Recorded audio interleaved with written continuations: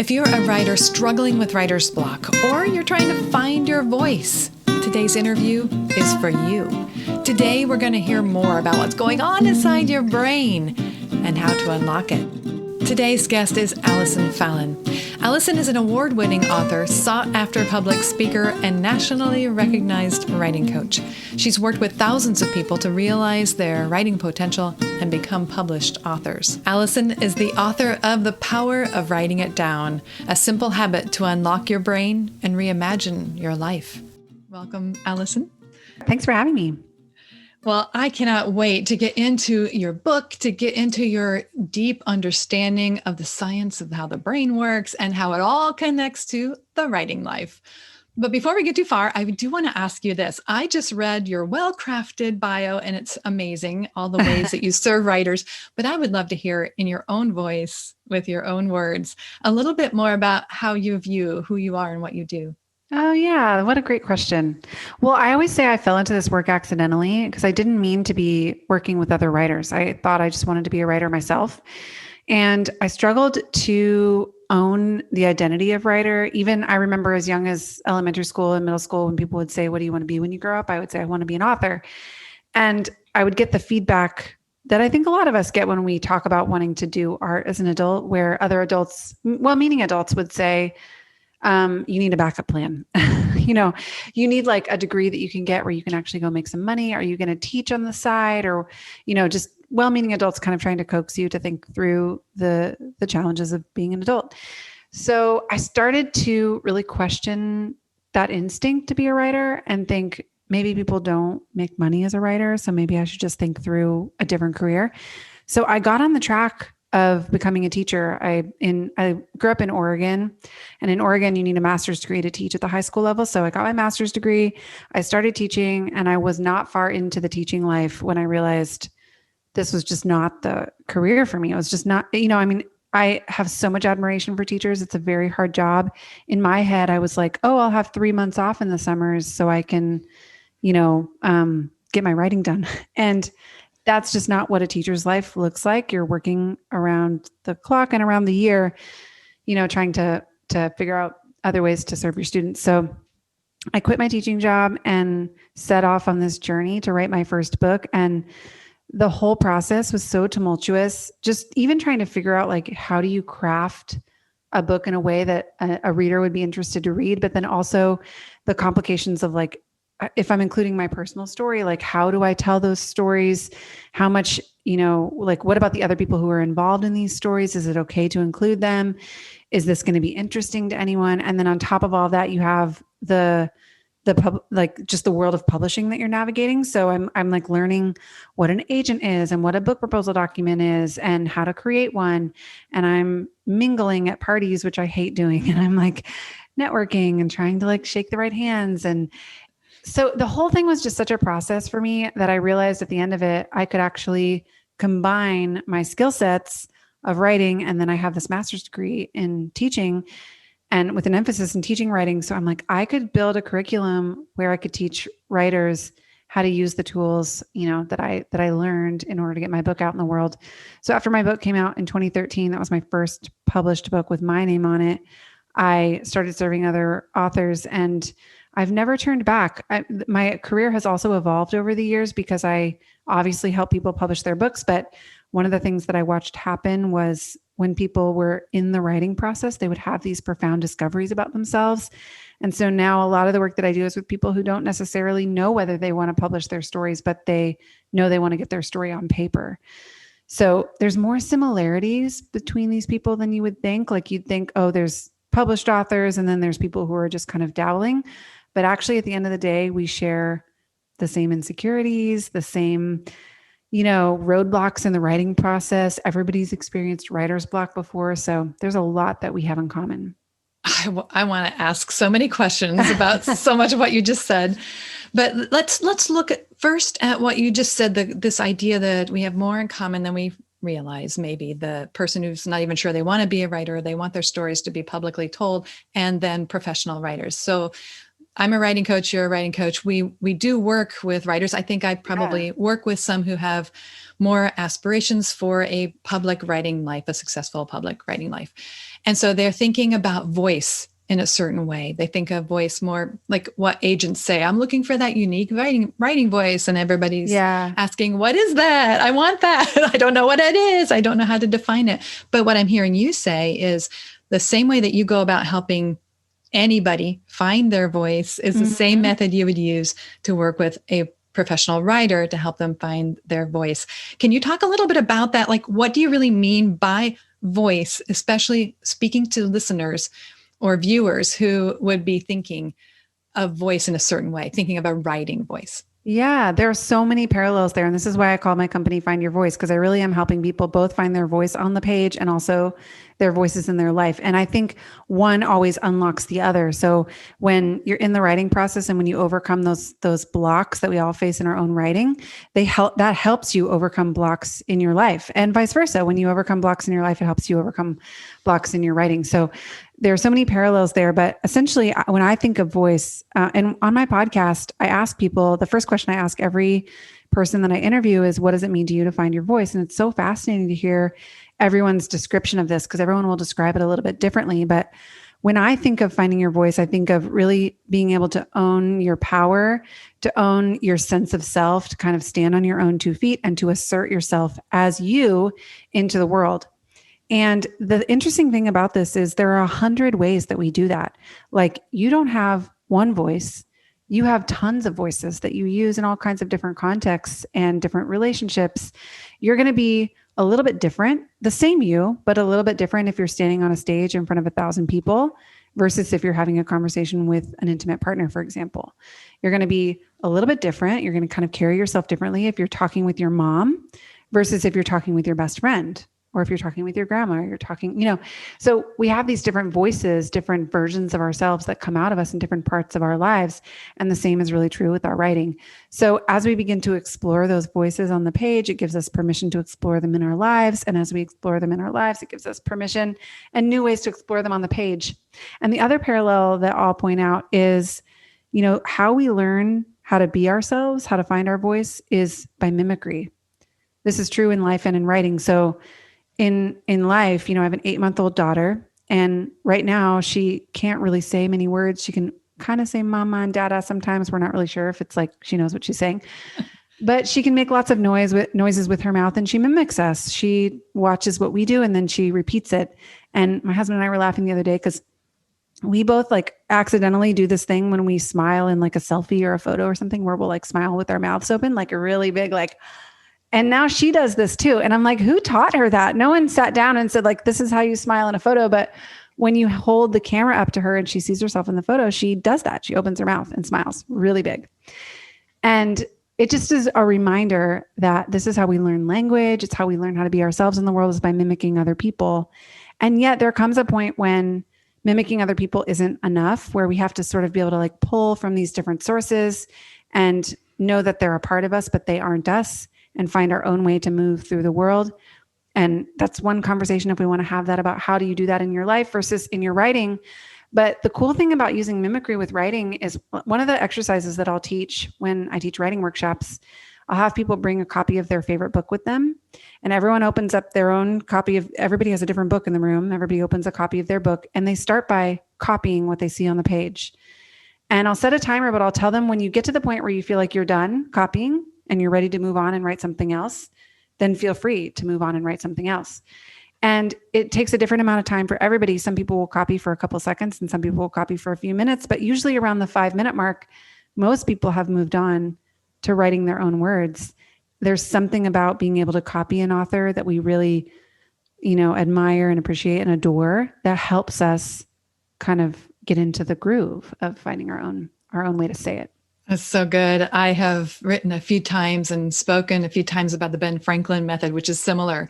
In his autobiography, he talks about a similar approach where he would read people that he admired, put it away, and that was a different technique. He's really trying to learn from that person. But what I'm feeling from you is that almost serves as priming the pump for yourself. Yes. And then somehow, do you find that those writers, is the mimicry does what they produce come out a lot like what they just read, or is it just what they needed to get their own voice out? It depends on the person. I mean, if you're really new to the writing process, then yes, it's just like an infant who's copying their parents. It's going to look really similar to what your parents are doing. But, if you're in your 20s and you're in your career and you think like that person who works next to me, I really admire the way that they are on the phone or something like that. You pull pieces from what other people do, and it doesn't have to overtake all of who you are. So it depends on where someone is in the writing process, whether it takes over their whole voice. But I just tell writers, kind of keep feeling your way through this and keep practicing with the voice. And over time, your own unique way of doing this does start to come through. But like, let's just say you're writing and you feel like, my voice is kind of falling flat. I don't really know how to put my finger on it, but I'd love to bring some more humor into my writing. For example, go order some comedy books and read some Tina Fey and read some David Sedaris and read some Bill Bryson, and see how these other authors bring lightheartedness and humor into their writing, and then see if you can copy them first and then find your own way to do it.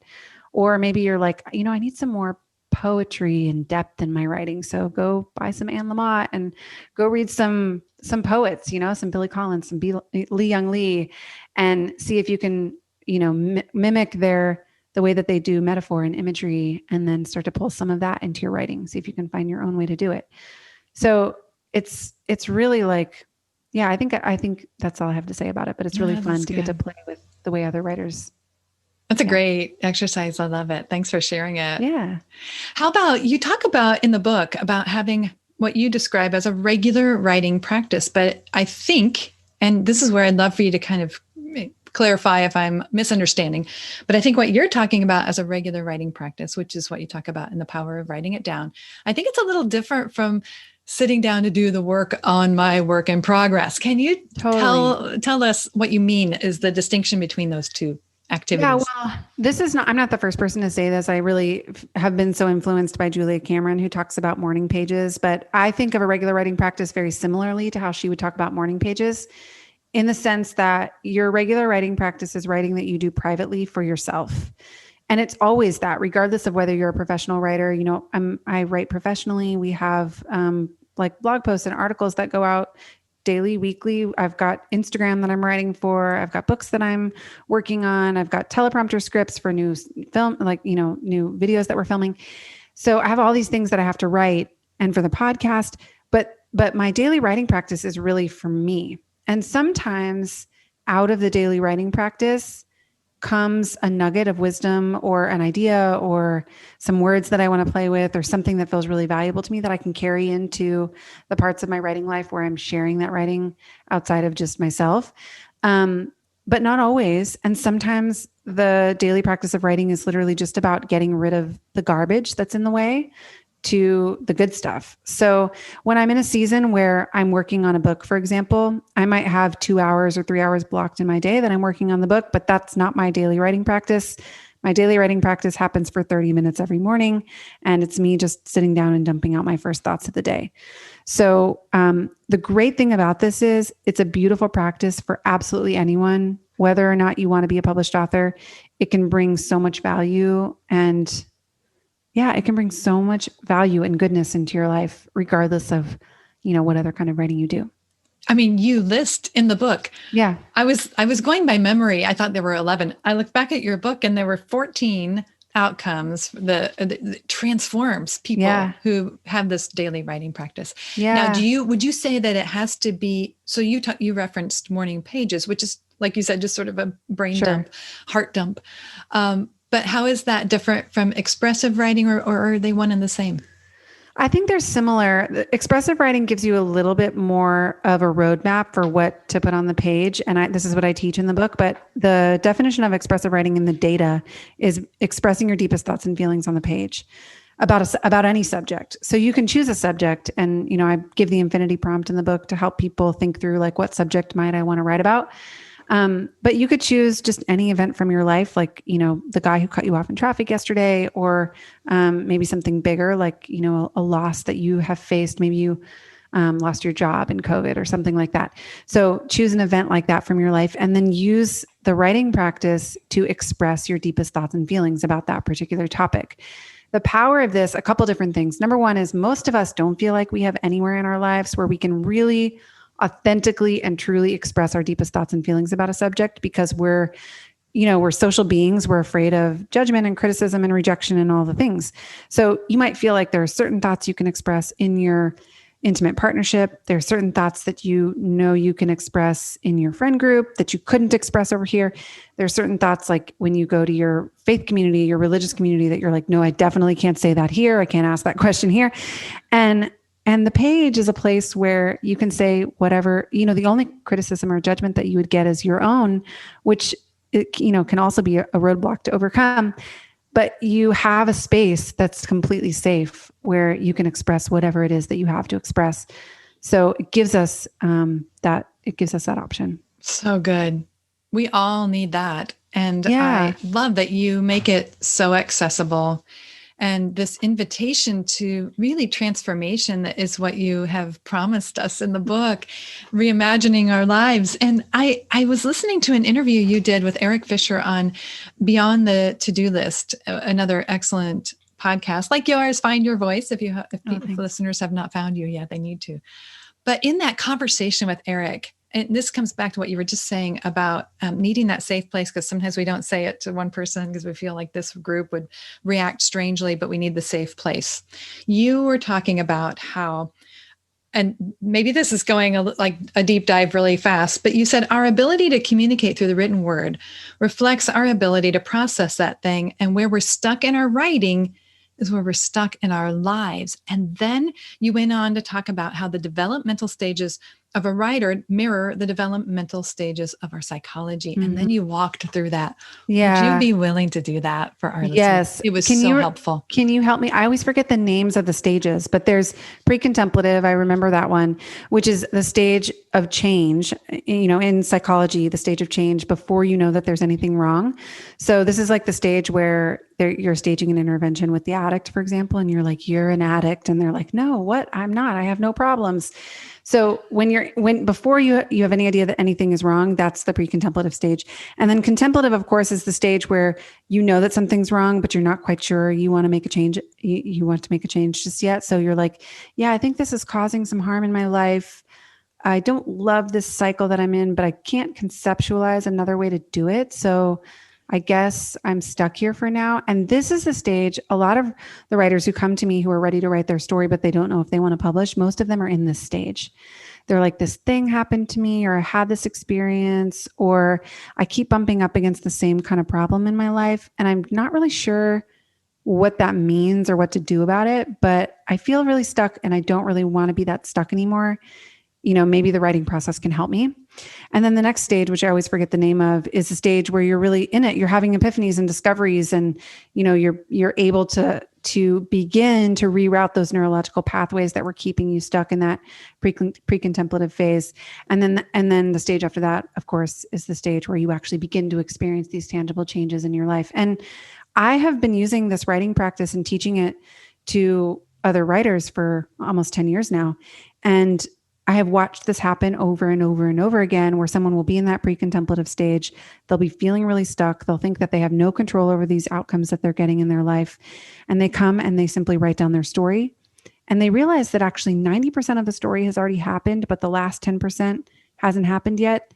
And something about writing the story helps them start to shift those neural pathways, and the neural networks change. And the resolution to the story comes just because they sat down to write it. And this is actually true. I talk about this research in the book, but this is true whether you're writing fiction or nonfiction. There's a great book by Jennifer Lowry called Rewrite Your Life. How to Rewrite Your Life? Rewrite Your Life. Yeah, it's called Rewrite Your Life.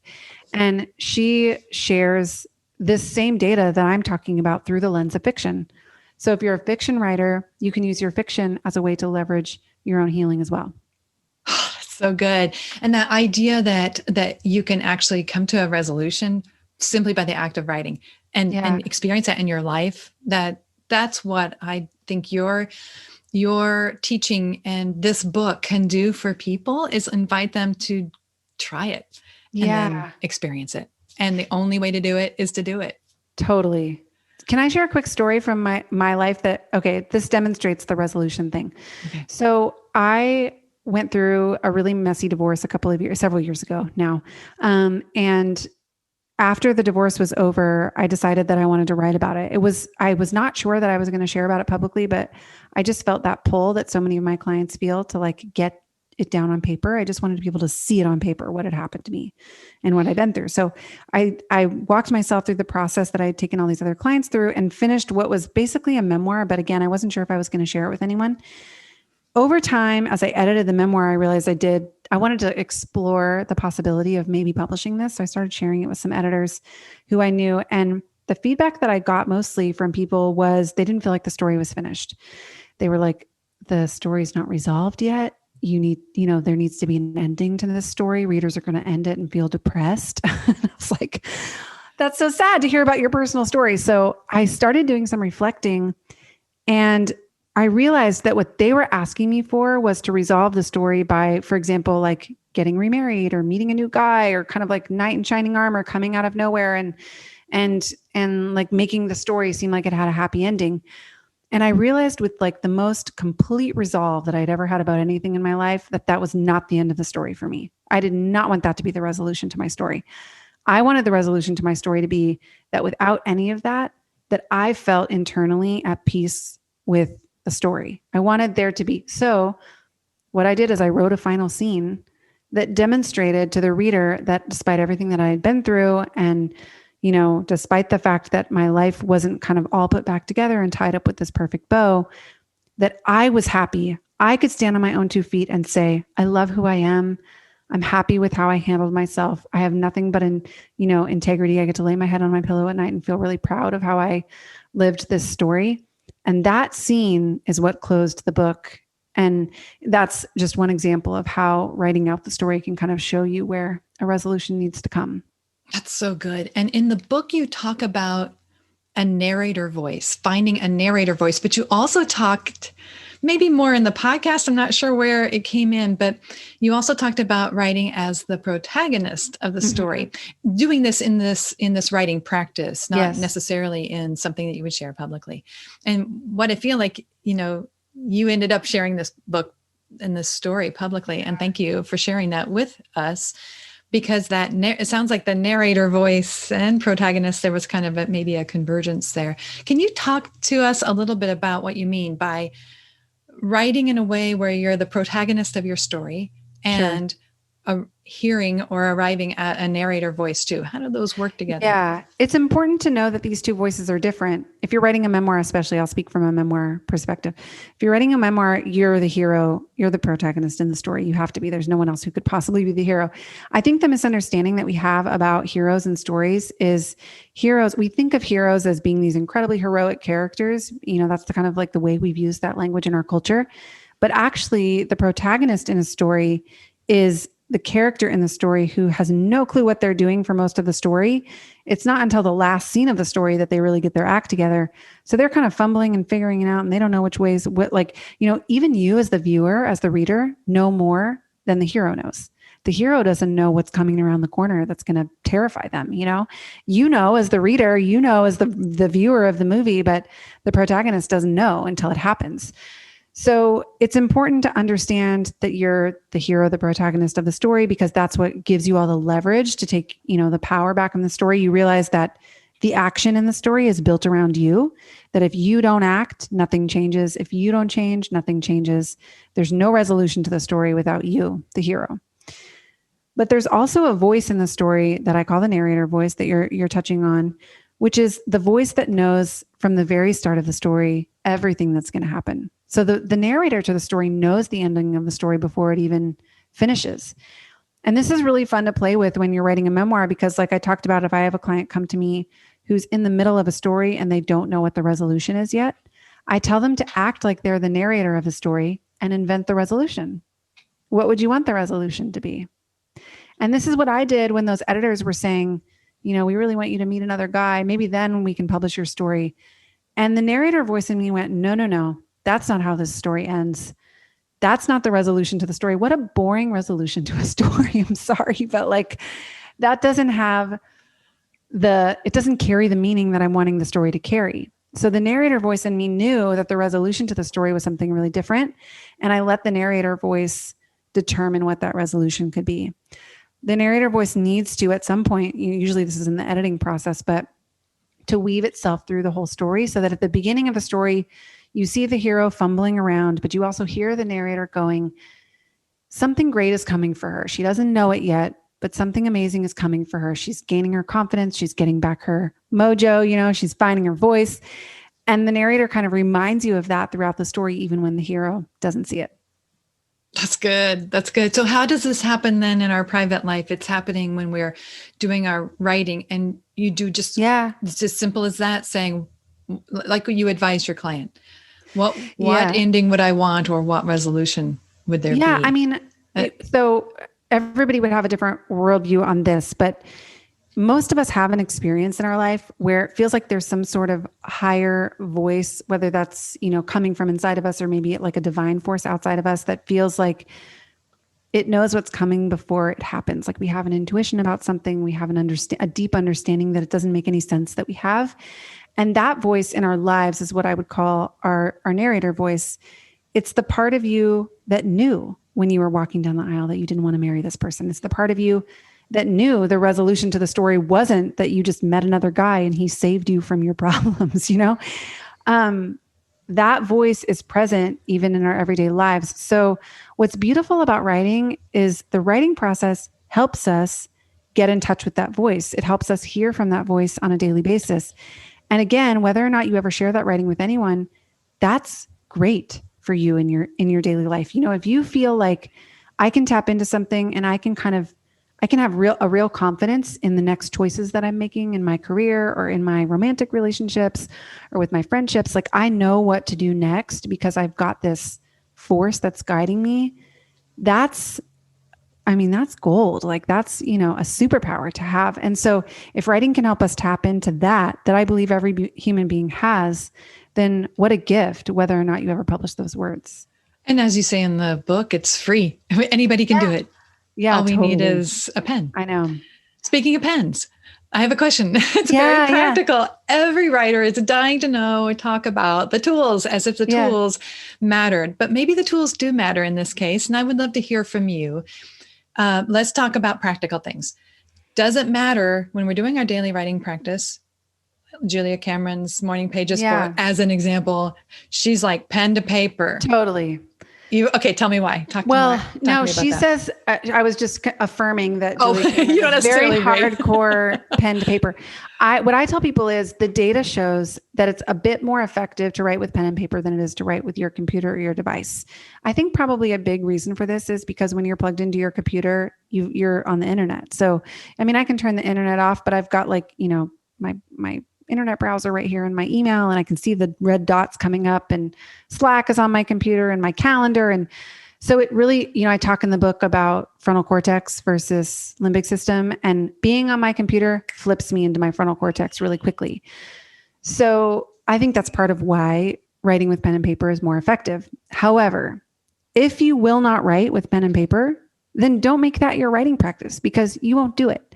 So if you can find another way to kind of trick your brain into knowing like, this is the device that I use, or this is the place that I sit, or this is the set of things that I do, I call it a pre-writing ritual. If you can develop a pre-writing ritual that helps your brain click into place and know this is my writing time, then use your computer or use your notes app on your phone, or use, so many of the clients I work with too are busy CEOs of companies, they're parents, they're running nonprofits. They're doing amazing advocacy work in the world. They're badass human beings. And so to tell them like it has to be in this certain way and you've got to carry your notebook around with you everywhere feels silly to me when I'm like, it could be on the back of a cocktail napkin while you're waiting, for a business meeting to start, or it could be like scribbled on the back of a receipt on the dashboard of your car while you're waiting to pick your kids up from school. So whatever you have available to you, whatever you will use that and just do the practice. Once you're in the habit, it's much easier. It's much easier to do it. It's getting in the habit. That's the hard part. So it's true of so many things, isn't it? Yeah. Yes. Get the habit and you can change your life. I love that. I love that the tools don't matter as much. And yet, if we can get the pen to paper, it may help. How Yeah. about day, morning or evening or midday?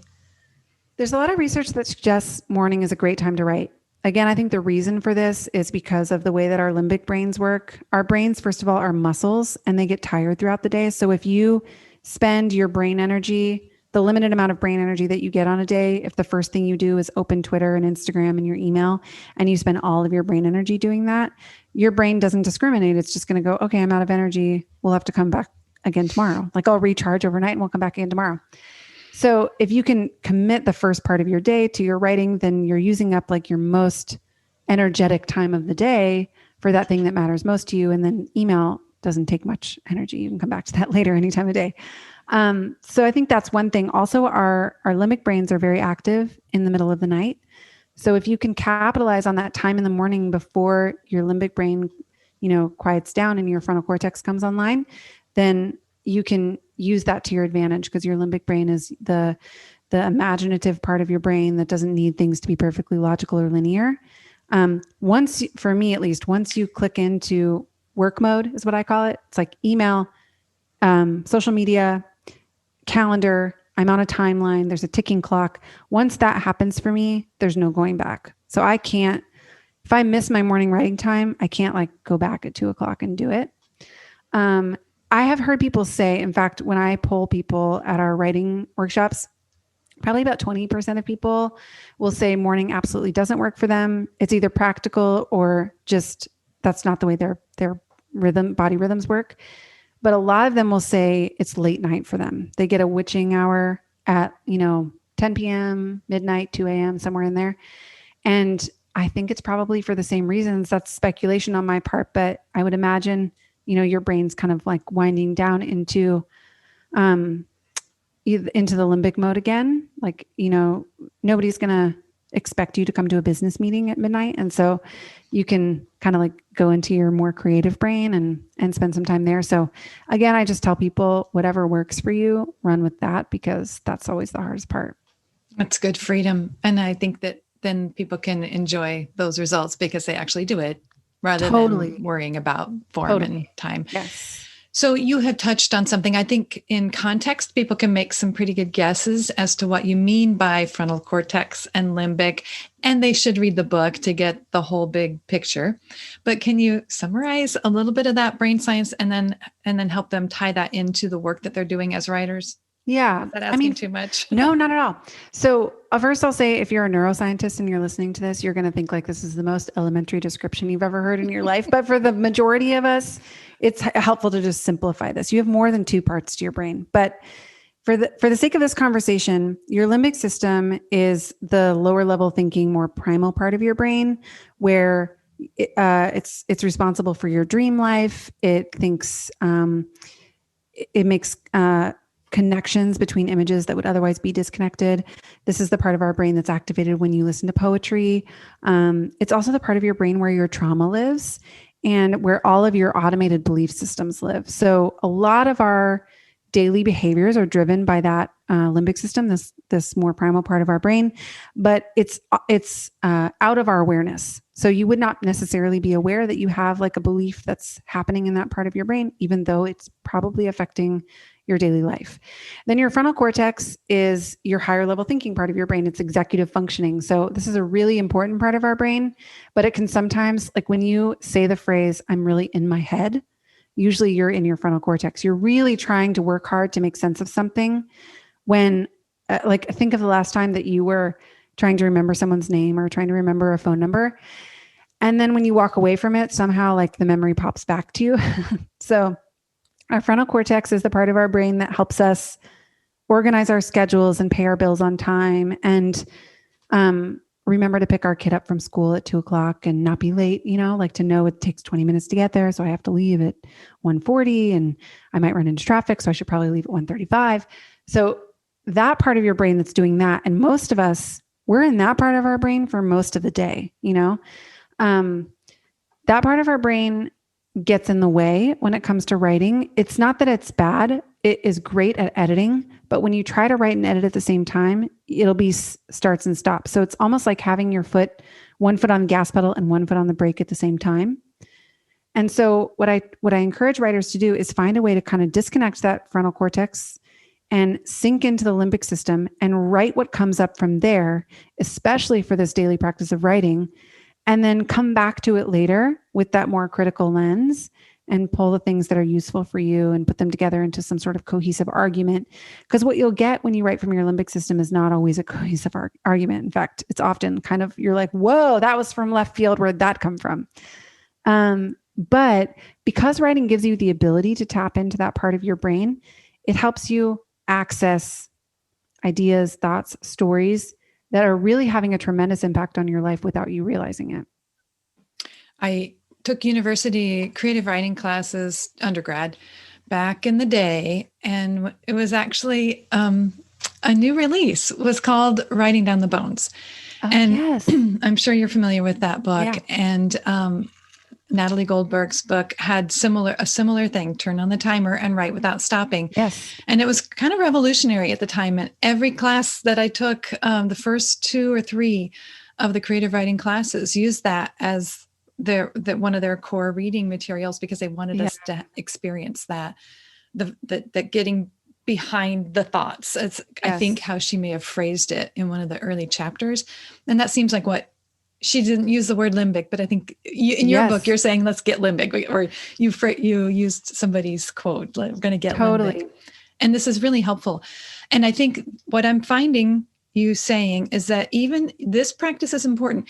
Even if you're writing magazine articles that you're going to submit about how to, create craft projects with your kids, you still will benefit from this limbic activity that's going to happen during this practice, this writing. Yeah. practice. I mean, because stories and epiphanies that were outside of your awareness will come to you when you write this way. So, if you're in the process of writing a magazine article about crafts with your kids, you could use your daily writing practice to see if you can recall some memories about crafts you did when you were a kid. And maybe a brilliant idea comes to you that you hadn't had before. Maybe a story comes to you that's a really powerful story that you could use as an illustration in the article. And, the way you write it in your private writing time might not be the way you would share it when you put it in the article, but the idea would never have been there if it weren't for your private writing time. That's good. So there can be actual overlap of content, 100%. Or it can unleash just more of who you are, and your voice will be truer, even for that magazine article that needs to fit what that magazine's looking for.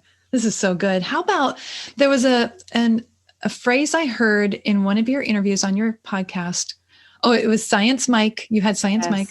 Did I say that right? Yeah, you said it right. And he said, in that conversation, you were talking about how our brains are narration machines. It was in the discussion about creating new neural pathways and you had another person on there as well. But if our brain, well, maybe explain what that means, that our brains are narration machines, and maybe it ties in with this whole limbic system.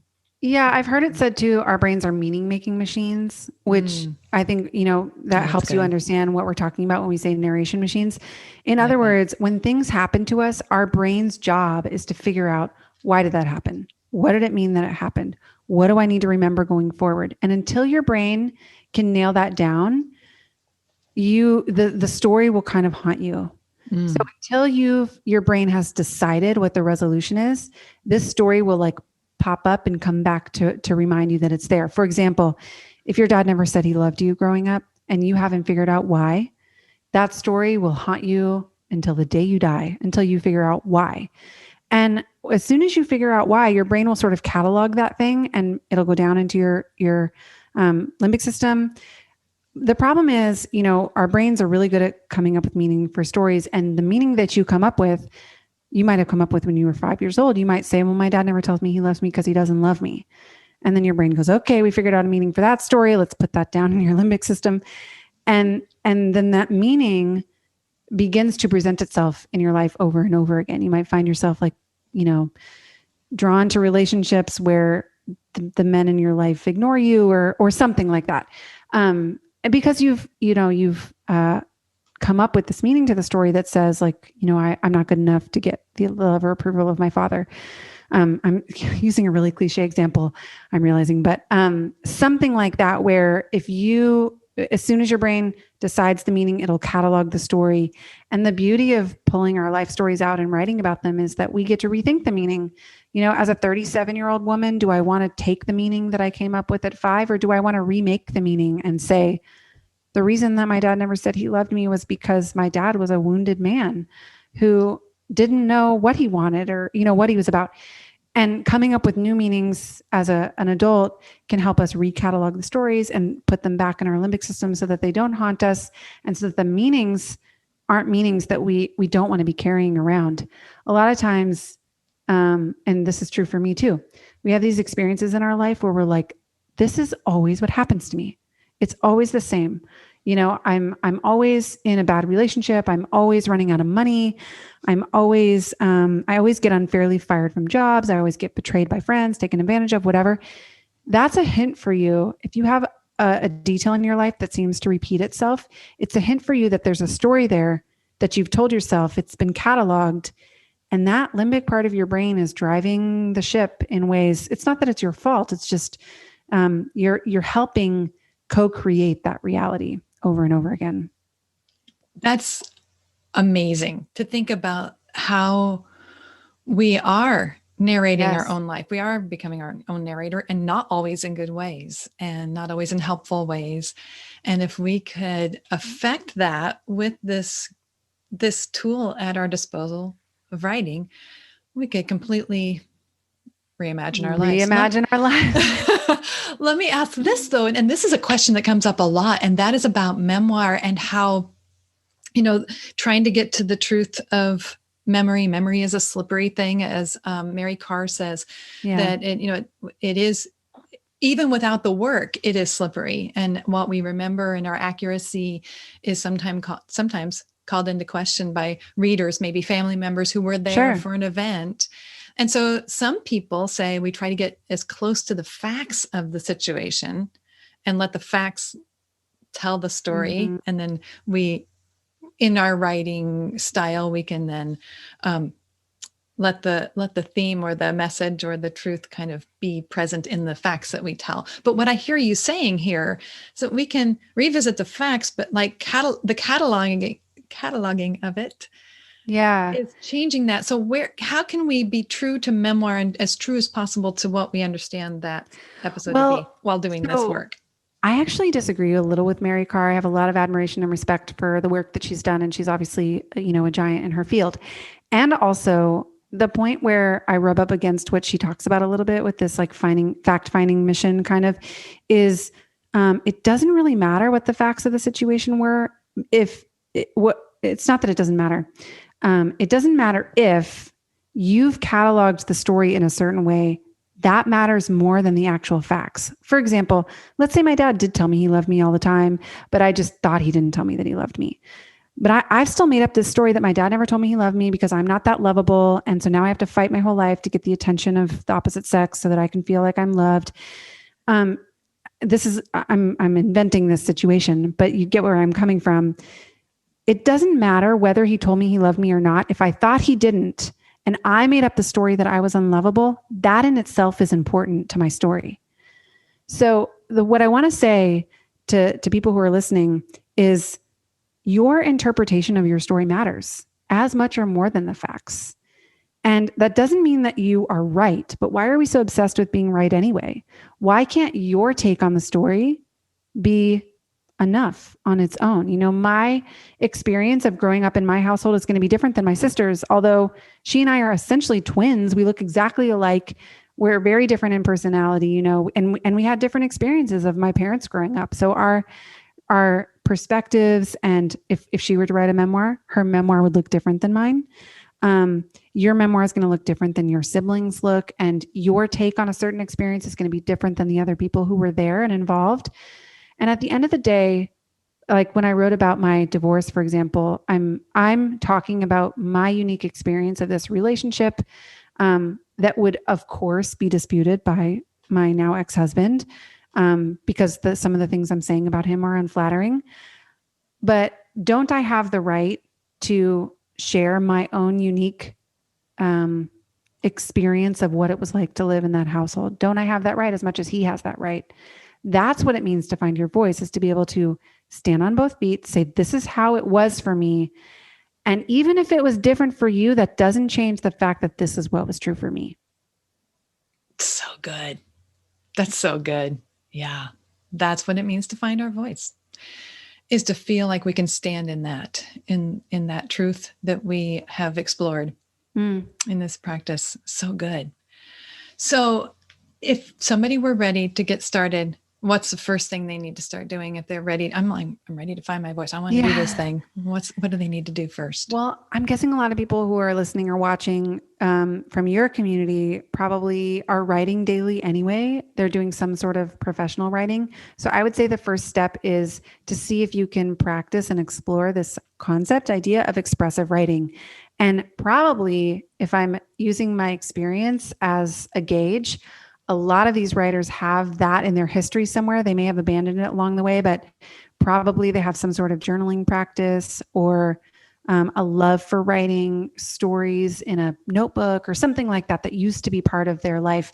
So this is not starting from scratch. It's just finding a way to reconnect with that old like itch that you had to just get something down, like tell a cool story or write something down that happened to you or write something down that you're thinking about. So it's reconnecting with that, and then just carving out some space to do a little bit of a different kind of writing than you're doing when you're writing for an audience.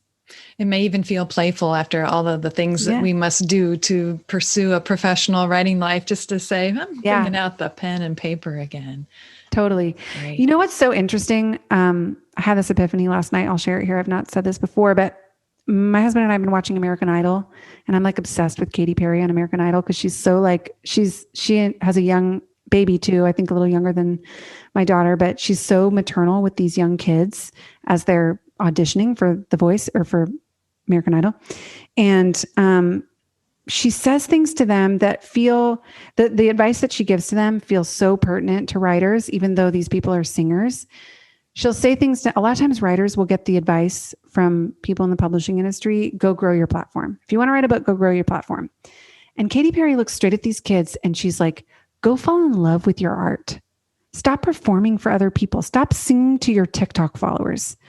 Go write your heart out, go find stages that you can perform on and fall in love with the act of performing. And that, I was thinking last night, I'm like, that's the advice that I would give to writers if I could only give one piece of advice. Don't grow your Instagram platform. Go fall in love with the act of writing. Don't go chase down some big magazine that'll publish your work. Go fall in love with the idea of writing stories. And I dare you to do that for very long without finding an audience that's really into what you're doing. I got chills. That's so good. Yes. Thank you, Katy Perry, for that one. But thank you for passing it on to us today. Oh. Well, I want people to be able to find your book, to find you, to find your podcast. And I think, there's maybe something you have for our listeners. You want to tell us at least where to go? Yeah. And I can put all of this at AnnCroker.com/Allison Fallon. 2 L's for Allison and Fallon, right? ALL. Yes. But I'll put everything in the show notes, but why don't you just share a little bit here in case they can plug that away and go get it. Yeah, you can find all of our resources at findyourvoice.com. And the book is called The Power of Writing It Down. It's available wherever books are sold. I always like to tell people to go to their local bookstore because bookstores are hurting right now. So your local bookstore will be carrying the book. You can purchase there, but obviously also Amazon, Target, whatever else. And then you can find me on Instagram at Allie Fallon. That's probably the platform where I'm the most active. And I share all about new resources and stuff that we have coming out there. We're coming out with a really exciting new one called Write Your Story, Take Back Your Life really soon. So that'll be available in not too long. Wow. Thank you so much for your time today, for your wisdom and sharing your experience, not only, in your own life, but working with other writers. You are doing amazing work that it's really something that I don't see any other coaches doing in the way that you are. And I am inspired. And I'm recommending your book. I just today mentioned to a client, go get that book. So go get that book. Thank you so much. Thanks for having me. All right, take care.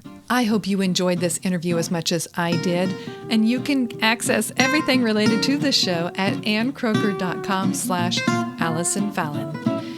Over there, you will find a free gift that Allison is offering listeners. It's called the Book Idea Primer. The instructions for how you can access it are at anncroker.com/Allison Fallon. I'm Ann Croker, writing coach. Thank you for listening.